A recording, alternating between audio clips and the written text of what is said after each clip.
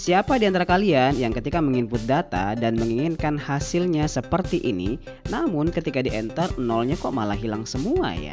Sementara kita pengen hasilnya seperti pada sel ini.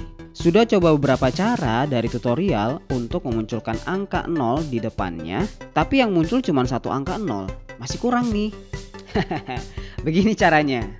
Pertama, kalian blok dulu seluruh kolom pada sel pertamanya, lalu tekan Ctrl Shift arah bawah. Ini akan memblok seluruh kolomnya sampai ke dasar Excel. Berikutnya, tekan tombol Ctrl 1. Nah, di sini silakan kalian pilih Text, lalu Enter.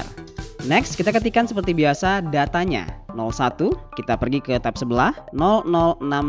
Nah, bisa dilihat ya, nolnya sekarang udah lengkap sesuai dengan yang kita input tadi. Terakhir, kita akan coba menggabungkan dua sel ini untuk menjadi seperti ini. Caranya dengan menggunakan rumus concatenate. Aktifkan, lalu tekan sel pertama, titik koma, klik lagi sel kedua, Enter. Dan tada, angka nolnya udah sesuai dengan yang kita harapkan dan kita sudah bisa menggabungnya seperti ini. Next, kalian mau bahas apa lagi nih? Komen aja ya.